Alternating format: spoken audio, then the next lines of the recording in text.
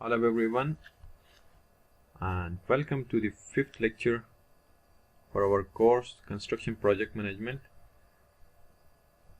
आज का जो लेक्चर हमारा है कंस्ट्रक्शन प्रोजेक्ट मैनेजमेंट का, इसके अंदर हम लोग हमारा जो कंस्ट्रक्शन इंडस्ट्री है उसको हम कितने टाइप्स में डिवाइड करते हैं, कंस्ट्रक्शन इंडस्ट्री के डिफरेंट टाइप्स को डिस्कस करेंगे।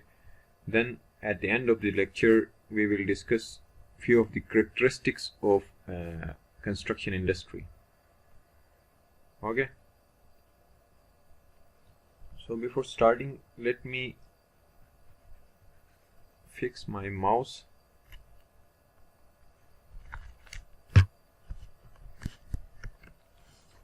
Why it's not working?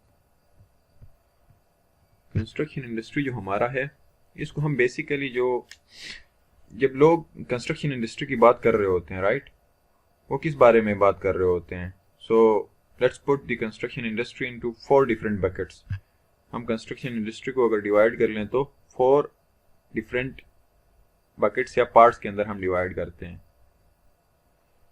Let's say the first one is industrial construction.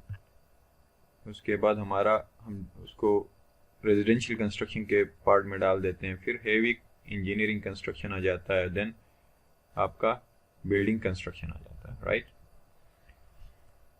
So we will discuss these are construction industries one by one. जो 4 हम डिवाइड कर रहे हैं इनको वन बाय वन डिस्कस कर लेंगे। Let's start first with the residential construction, because अब इनमें से जो रेजिडेंशियल कंस्ट्रक्शन इंडस्ट्री है इसे हम शुरू कर लेते हैं, क्योंकि रेजिडेंशियल कंस्ट्रक्शन इंडस्ट्री जो है हमारा जो रेवेन्यू जनरेशन है उसके अंदर इसकी कंट्रीब्यूशन सबसे ज़्यादा है, राइट।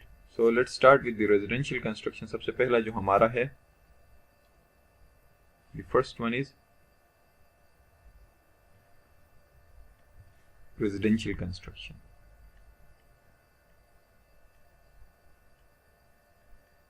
Residential construction. अब रेजिडेंशियल कंस्ट्रक्शन जो है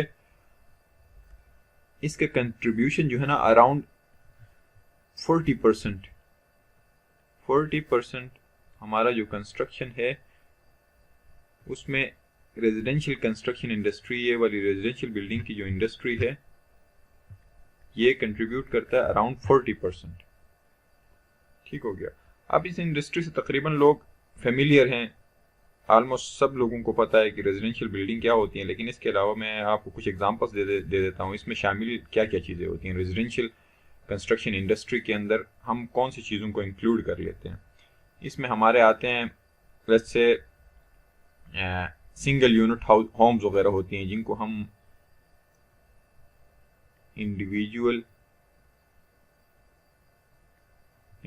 होम्स भी बोलते हैं, राइट। मतलब ऐसी बिल्डिंग जिनके अंदर लोग रहते हैं, रेजिडेंस के लिए यूज करते हैं, राइट। इसके अंदर आपकी इंडिविजुअल होम्स आ सकती हैं, इसके अंदर आपकी मल्टी यूनिट होम्स आ सकती हैं। सही हो गया, मल्टी यूनिट होम्स आपकी आ गई। और क्या आ सकती हैं आपकी हाई राइज अपार्टमेंट्स। ये हाई राइज हैं लेकिन अपार्टमेंट्स हैं, राइट, क्योंकि इसके अंदर लोग रह रहे हैं, तो ये भी आपके रेजिडेंशियल की कैटेगरी में आएंगी, high rise apartments, कंडोमिनियम्स।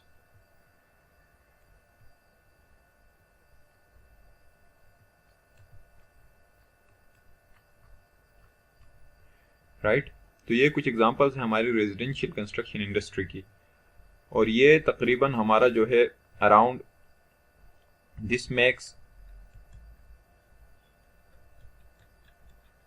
Around 40% of industry. 40% of construction industry जो है ये आपका रेजिडेंशियल इंडस्ट्री कवर कर लेता है। तो रेजिडेंशियल कंस्ट्रक्शन जो हमारा है ऑलमोस्ट 40% इंडस्ट्री। इसी तरह इंडस्ट्रियल कंस्ट्रक्शन 13%, और हमारा जो हेवी इंजीनियरिंग कंस्ट्रक्शन है ये अराउंड 30%।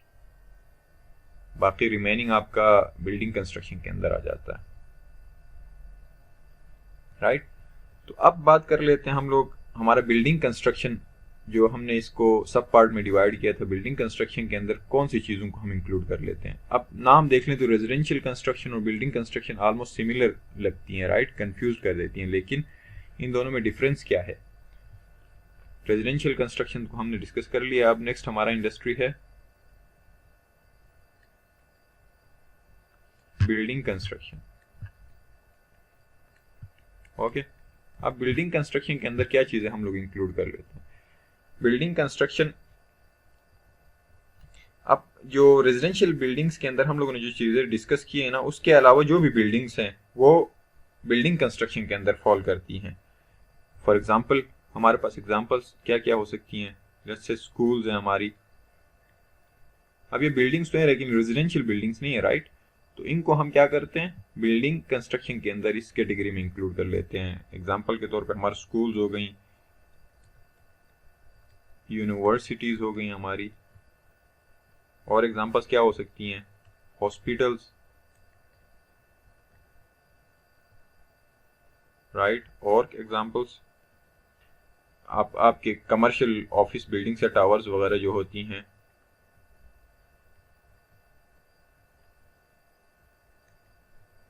कमर्शियल ऑफिसेज या फिर टावर्स जो होती हैं, ये आपकी बिल्डिंग कंस्ट्रक्शन के अंदर इंक्लूड होंगी। उसके अलावा आपके वेयर हाउसेज हैं,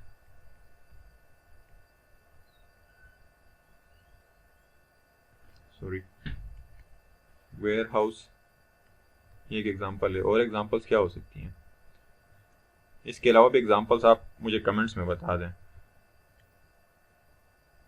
अब मेरे माइंड में अभी जो आ रही हैं उसमें थिएटर्स आपके कुछ एग्जांपल्स इसके अंदर इंक्लूड होंगे, और आपके जो गवर्नमेंट बिल्डिंग्स है वो भी इसके अंदर इस कैटेगरी में फॉल करती हैं, government buildings,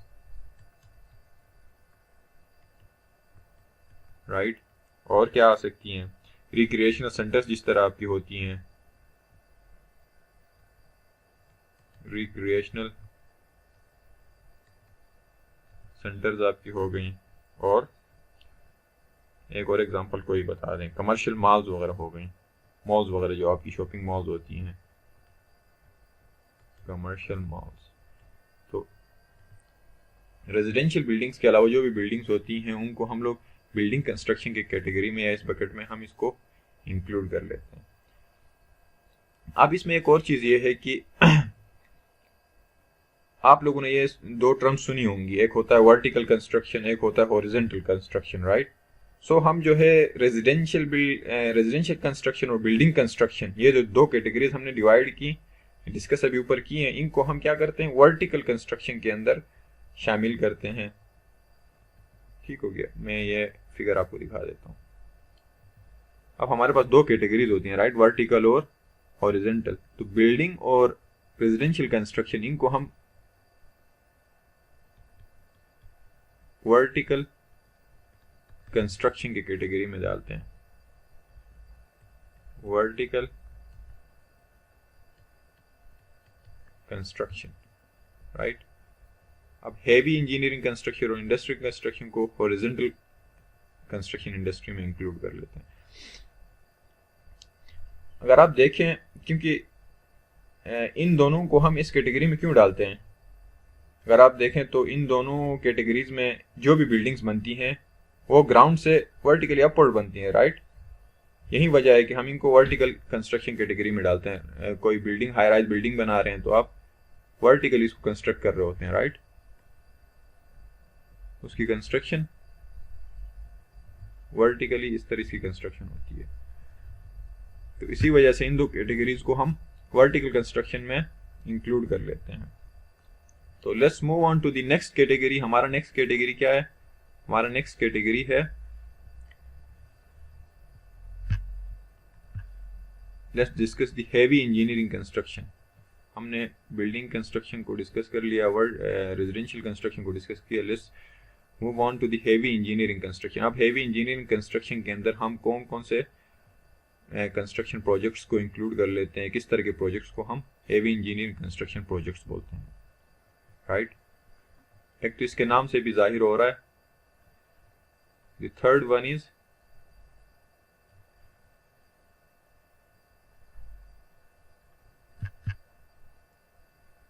heavy engineering construction industry का थर्ड कैटेगरी है, राइट।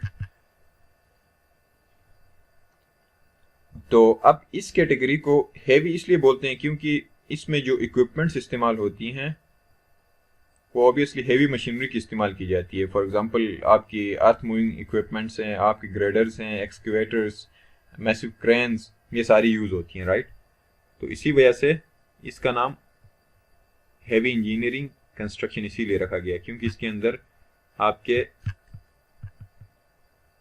हैवी इक्विपमेंट्स यूज होती हैं। और उसके अलावा एक और रीज़न ये है कि इसके अंदर आपकी जो इंजीनियरिंग की टॉप स्किल्स की रिक्वायरमेंट होती है, आइदर वो डिज़ाइनिंग हो, आपकी एग्जीक्यूशन के फेज में हो, तो उसके अंदर आपकी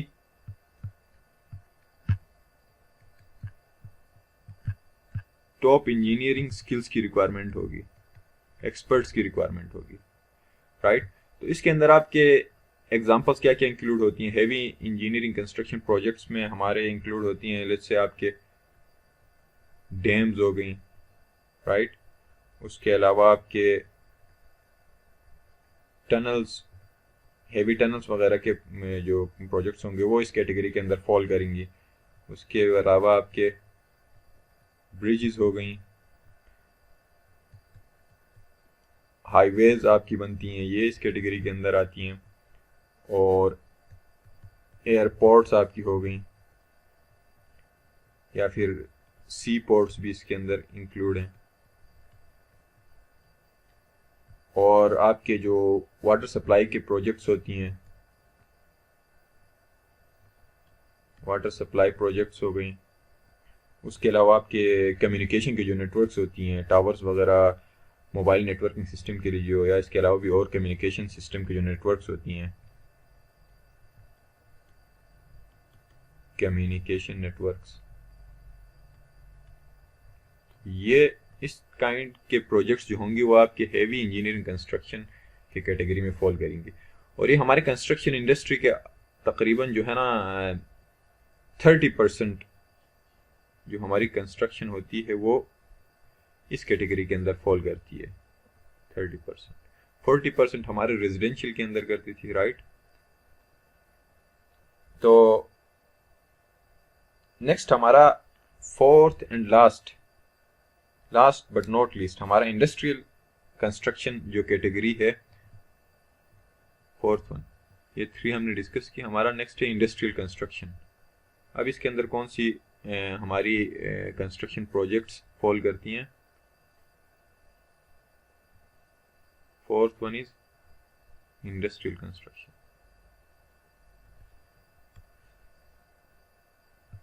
और fourth type of construction industries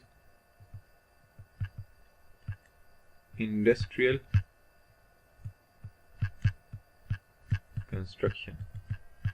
ठीक हो गया।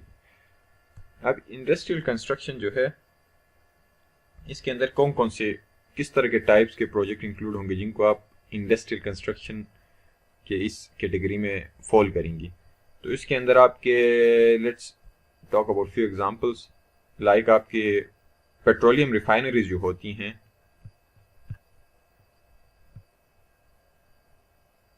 पेट्रोलियम रिफाइनरीज एक एग्जांपल है। उसके अलावा आपके पेट्रोकेमिकल जो प्लांट्स वगैरह इंडस्ट्रीज होती हैं, ये एक एग्जांपल हो गया आपका। जैसे आपके पावर प्लांट्स होती हैं, इसके अलावा न्यूक्लियर पावर प्लांट्स हो गई।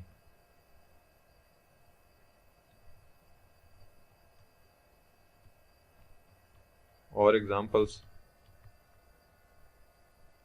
आपकी स्टील मिल्स वगैरह जो होती हैं,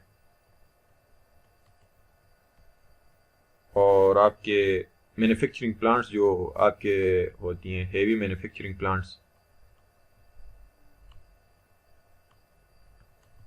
तो ये कुछ एग्जांपल्स हैं जो इस कैटेगरी के अंदर आपकी फॉल करती हैं।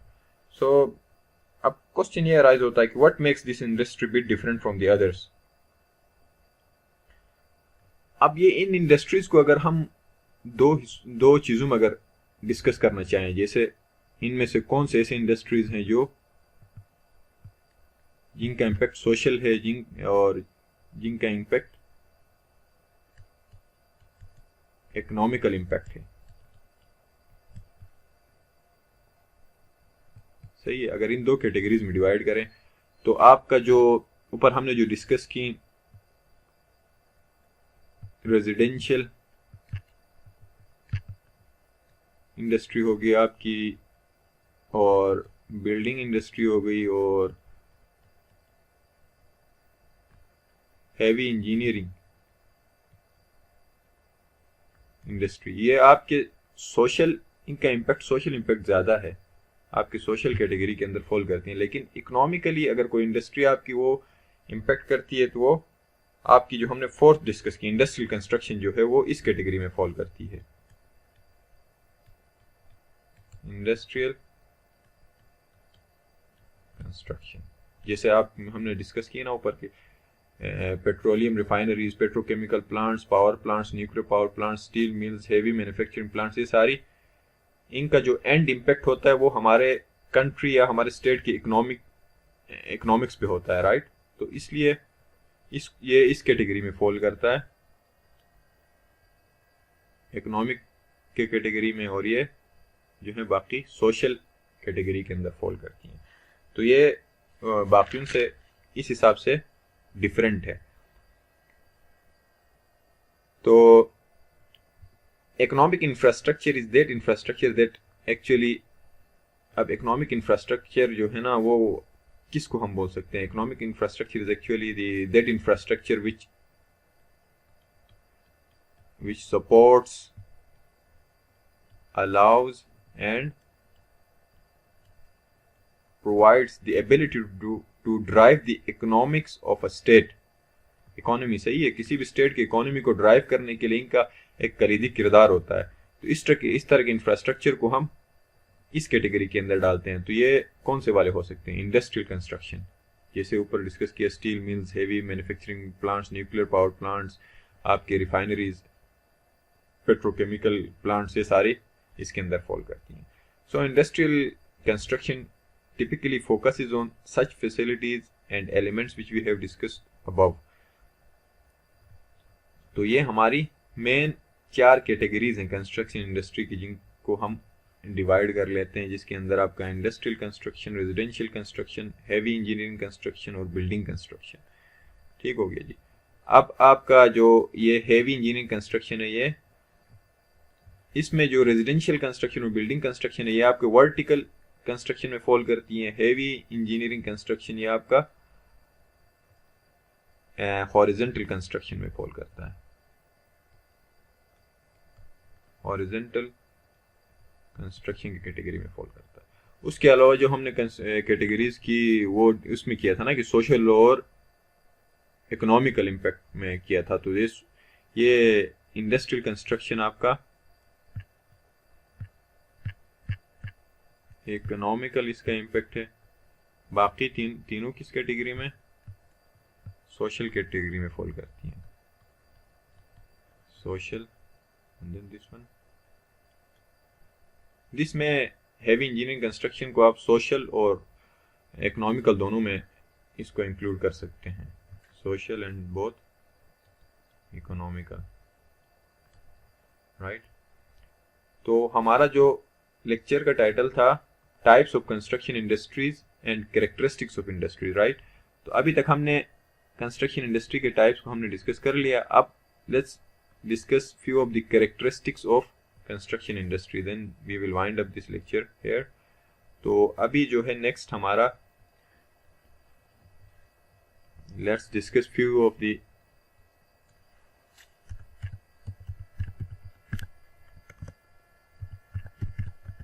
characteristics of construction industry। अब इससे मेरा क्या मतलब है, इंडस्ट्री की कैरेक्टरिस्टिक्स।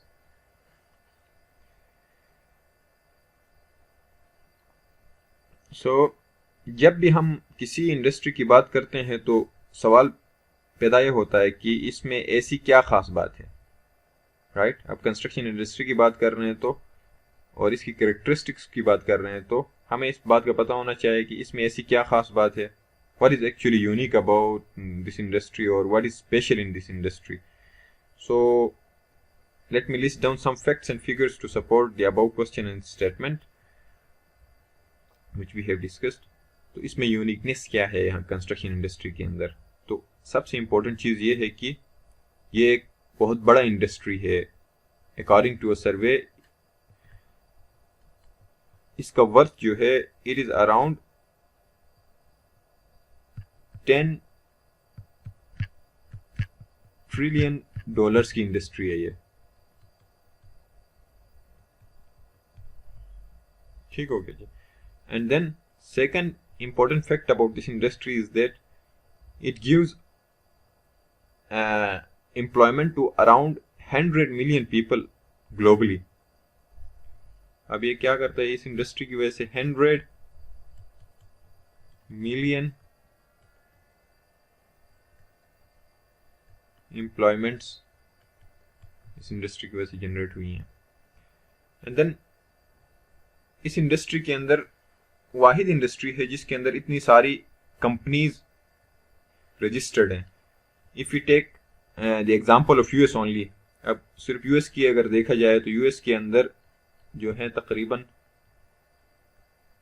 700,000 जिसको 7 लाख बोलते हैं engineering and construction companies registered है, राइट? और इसमें से हर कंपनी के अंदर तकरीबन 80% 80% ऐसी कंपनीज है जिनके अंदर एटलीस्ट 10 एम्प्लॉयज 10 वर्कर्स काम कर रहे हैं। ठीक हो गया। तो इतना ह्यूज इम्पैक्ट और किसी इंडस्ट्री का नहीं है। तो ये इसकी कैरेक्टरिस्टिक है, सिग्निफिकेंस, इसको आप कंसिडर कर सकते हैं। उसके अलावा इसका एक कैरेक्टरिस्टिक ये है कि construction industry is actually project based industry है। It is actually not program based, it is project based, and every project is unique in its own way. Her project जो होता है यूनिक होता है।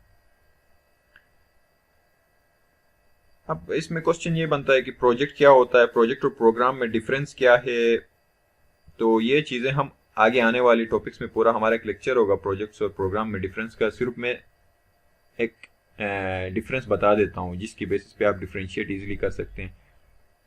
प्रोजेक्ट जो होगा ना उसका कभी भी स्टार्ट और फिनिश डेट का आपको पता होगा, सही है? और प्रोग्राम का स्टार्ट का आपको पता होगा लेकिन इसका फिनिश डेट का आपको पता नहीं होगा। ठीक हो गया। एक दूसरा डिफरेंस ये है कि प्रोग्राम के अंदर बहुत सारे प्रोजेक्ट्स इंक्लूड होती हैं, राइट? तो ये डिफरेंस है। तो हमारे कंस्ट्रक्शन इंडस्ट्री के अंदर जो भी होते हैं वो ज़्यादातर प्रोजेक्ट बेस्ड हमारे पास काम होती हैं। और and it is also and every project is unique in its own way. क्योंकि यूनिक क्यों बोलते हैं? यूनिक इसीलिए बोलते हैं कि यूनिकनेस इसकी इसीलिए है कि इसके अंदर अब पता नहीं होता है कि प्रोजेक्ट, अब ये जैसे वेयर इज़ योर प्रोजेक्ट, आपका प्रोजेक्ट कहाँ पे है, ये प्रोजेक्ट किसके लिए बन रहा है, इस प्रोजेक्ट पे काम कौन कर रहा है, अब उस प्रोजेक्ट के अंदर इन्वायरमेंटल कंडीशंस क्या हैं। जैसे आप अगर क्या कहते हैं उसको कंसिडर करने, मैन्युफैक्चरिंग इंडस्ट्री को कंसिडर कर रहे हैं तो उसके अंदर हम लोग काम जो कर रहे होते हैं कंट्रोल्ड इन्वायरमेंट के अंदर कर रहे होते हैं, राइट? लेकिन कंस्ट्रक्शन इंडस्ट्री में इस तरह नहीं है कि आप कंडीशंस को कंट्रोल कर लें। अब एक प्रोजेक्ट पे इन्वायरमेंट कुछ और है तो दूसरे प्रोजेक्ट पे कुछ और होगा, इसीलिए हम इसको यूनिक बोलते हैं ना, कि ये एक प्रोजेक्ट दूसरे प्रोजेक्ट से बिल्कुल डिफरेंट होता है। तो ये इसकी यूनिकनेस होती है। ठीक हो गया। इन्वायरमेंटल कंडीशंस इसके डिफरेंट होंगी, अगले प्रोजेक्ट की डिमांड्स डिफरेंट होंगी, अब काम कौन कर रहा है वो चेंज होगा, सही है? इस प्रोजेक्ट पे कोई और काम कर रहा है, अगले पे कोई और कर रहा है, और उस प्रोजेक्ट से एक्सपेक्टेशंस क्या क्या हैं, ये एक यूनिकनेस इसकी है, राइट? तो इसके अलावा एक और कैरेक्टरिस्टिक जो दूसरे इंडस्ट्री से इसको डिफरेंशिएट करता है वो ये है कि ये इसकी ज़्यादातर जो कंस्ट्रक्शन होती है लार्जली ऑन साइट कंस्ट्रक्शन होती है। सही है, इसकी सारी कंस्ट्रक्शन आपकी साइट के ऊपर ही होगी। जैसे मैन्युफैक्चरिंग इंडस्ट्री को आप देखें तो उसमें सारी चीज़ें आपकी बनती कहाँ पे, प्रोसेसिंग सारे स्टेप्स उसके आपके कंट्रोल्ड इन्वायरमेंट में एक मैन्युफैक्चरिंग प्लांट के अंदर होती हैं, लेकिन कंस्ट्रक्शन इंडस्ट्री के अंदर ये नहीं है। So you need to do most of the construction on site, so you don't build them somewhere else, कहीं और पे कंस्ट्रक्ट कर लें and set them on the site. सही है, आप उनकी कंस्ट्रक्शन कहीं और कर ले और उठा के साइट पे लाके उसको फिक्स कर दें, ऐसा तो नहीं होता ना कंस्ट्रक्शन इंडस्ट्री में। You have to build them on site. तो इसका मतलब ये है कि you have to bring all the expertise and machinery to the that particular site. सही है, तो अब आपको, अब आप कंस्ट्रक्शन अगर साइट पे कर रहे हैं तो आपको सारे एक्सपर्टीज आपकी जो है वो हो गई, आपकी मशीनरी आपको साइट के ऊपर ही लेके आनी पड़ेगी। ठीक हो गया। अब आजकल जो है with the development of technologies, इसके अंदर थोड़ी चेंजेस आ गई हैं कि जैसे अभी आपके प्री फैब्रिकेटेड घर वगैरह बन रही हैं। सही है, मॉड्यूलर कंस्ट्रक्शन की तरफ, या जिसको हम ऑफ साइट कंस्ट्रक्शन बोलते हैं, इसकी तरफ थोड़ा सा इंडस्ट्री शिफ्ट हो रहा है। मतलब ऑफ साइट कंस्ट्रक्शन, आप डिफरेंट कंपोनेंट्स बनाते हैं या फिर बिल्डिंग्स पूरे घर बनाते हैं, उनको फिर ट्रांसपोर्ट करके लाके उनको फिक्स कर देते हैं। सही है, तो इसकी तरफ इंडस्ट्री शिफ्ट हो रही है, लेकिन अभी बिल्कुल स्टार्टिंग में है। ठीक हो गया। इसके अलावा आपकी जो प्री कास्टिंग होती है, डिफरेंट कंपोनेंट्स की कास्टिंग कहीं और होती है, फिर उनको ट्रांसपोर्ट करके आप साइट पे लेके आते हैं। तो तकरीबन यहाँ पे एंड हो रहा है, लेकिन एक करेक्टरिस्टिक और डिस्कस कर लेते हैं। Another characteristic is that there are multiple stakeholders. इसके अलावा कंस्ट्रक्शन इंडस्ट्री दूसरी इंडस्ट्री से इस वजह से भी डिफरेंट है कि इसके कोई भी एक प्रोजेक्ट होगा ना, उसके ऊपर आपके मल्टीपल स्टेक होल्डर्स की इन्वॉल्वमेंट होती है और सबके अपने अपने डिफरेंट प्रायोरिटीज होती हैं। राइट,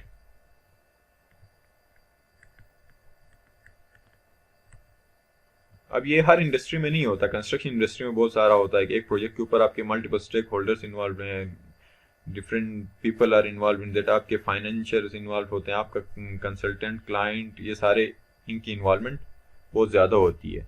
तो इस वजह से भी ये दूसरी इंडस्ट्री से थोड़ा सा डिफरेंट या यूनिक है। So let's conclude this here. आज हमने क्या क्या डिस्कस की, एक तो हमने हमारे कंस्ट्रक्शन इंडस्ट्री को कितने डिफरेंट टाइप्स हम डिवाइड कर सकते हैं और हर टाइप की हमने कुछ कैरेक्टरिस्टिक्स हमने डिस्कस की कि वो उस कैटेगरी के अंदर कौन कौन सी हमारे प्रोजेक्ट्स फॉल करती हैं और उनका जो है हमारे कंस्ट्रक्शन इंडस्ट्री के अंदर कितना % उसकी इन्वॉल्वमेंट है वो हमने डिस्कस की। फिर उन 4 टाइप्स को हमने वर्टिकल और हॉरिजॉन्टल में कौन कौन सी कैटेगरी में कौन कौन सा फॉल करता है वो देख लिया। उसके अलावा फिर अगर हम उसको इकोनॉमिकल और सोशल 2 कैटेगरीज में डिवाइड करें तो उसमें कौन कौन सी हमारी कंस्ट्रक्शन इंडस्ट्री के टाइप्स फॉल करती हैं वो हमने डिस्कस की। उसके बाद जो है एंड में हमने कंस्ट्रक्शन इंडस्ट्री के कुछ कैरेक्टरिस्टिक्स हमने डिस्कस की कि कंस्ट्रक्शन इंडस्ट्री दूसरे इंडस्ट्रीज से किस लिहाज से यूनिक या स्पेशल या डिफरेंट है। Right, so let's wind up here. तो आज का लेक्चर यहाँ पे कंप्लीट होता है। तो नेक्स्ट लेक्चर के अंदर हम अपने नेक्स्ट टॉपिक के साथ आएंगे। So till then goodbye, take care, see you guys in next